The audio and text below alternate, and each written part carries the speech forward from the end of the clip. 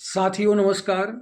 साथियों, इस समय उत्तर प्रदेश शिक्षा सेवा चयन आयोग में जो टीजीटी पीजीटी का एग्ज़ाम लगा हुआ था उसको पोस्टपोन कर दिया गया है। इसकी रूपरेखा बहुत ही सरल तरीकों में बताना चाहता हूँ मित्रों। 18 सितंबर की घटना है। उत्तर प्रदेश शिक्षा सेवा चयन आयोग की उस समय की वर्तमान अध्यक्ष आदरणीय कृति पांडे मैम को कॉल आता है विशेष सचिव आदरणीय गिरिजेश त्यागी जी का। वहाँ से फ़ोन आता है कि आप लखनऊ आइए। जब वहाँ पे वो जाती हैं तो उसके बाद वहाँ पे सरकार का दबाव होता है कि आप किसी भी तरीके से परीक्षा को मत कराइए। लेकिन अध्यक्ष महोदया जी ने कहा कि मेरी पूरी तैयारी है, मैं ऑलरेडी 3 बार पेपर टाल चुकी हूँ, इस बार पेपर नहीं टालूँगी, हम पेपर कराएंगे। क्योंकि जो प्रतियोगी छात्र हैं टीजीटी पीजीटी के, वो आंदोलन करते हैं और जो है कि मैं क्या जवाब दूंगी। तो उन्होंने कहा कि ये ऊपर से आदेश आया है, विशेष सचिव जी ने कहा। उसके बाद मैम चली जाती हैं इलाहाबाद। फिर उनको जो है परीक्षा नियंत्रक को, जो एग्ज़ाम कंट्रोलर थे, उनको कॉल जाती है। वो जाते हैं लखनऊ। उनसे भी कहा जाता है कि आप किसी भी तरह एग्ज़ाम को टालिए। लेकिन जो है उन्होंने कह दिया कि सर हम कैसे टाल दें, बच्चों को वहाँ पे संभालना, उनको जवाब देना जो है कि बहुत दिक्कतें होती हैं, तो हमारी पूरी तैयारी हम परीक्षा करा लेंगे। दोबारा मैम को 20 सितंबर को जो है मतलब लखनऊ बुलाया जाता है। मैम जाती हैं और मैम वहाँ रात पहुँचती हैं। तो उसके बाद उनसे कहा गया कि आप कल सुबह मिलिए।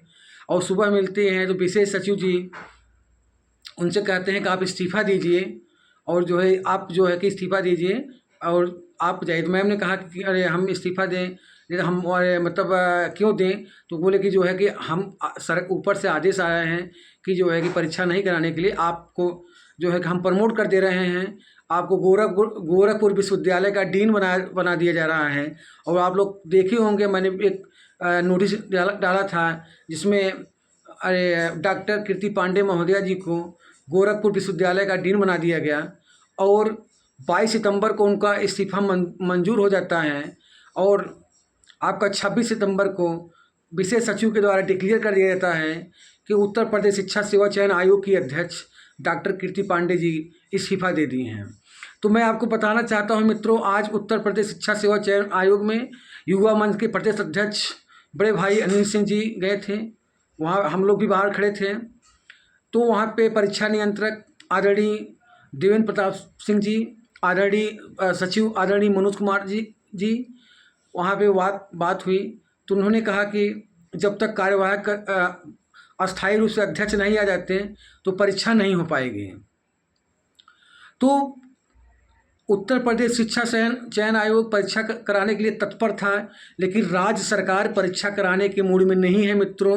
इसीलिए उत्तर प्रदेश शिक्षा सेवा चयन आयोग के अध्यक्ष से इस्तीफा लिया गया है।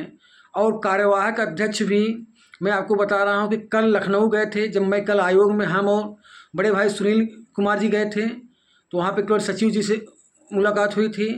जब वहाँ पे गए तो कार्यवाहक अध्यक्ष लखनऊ गए थे परीक्षा कराने के लिए, लेकिन शासन से स्पष्ट मना कर दिया गया कि आप जो है केवल मतलब रोज़मर्रा के कार्य देखिए, आप परीक्षा कराने की मत सोचिए।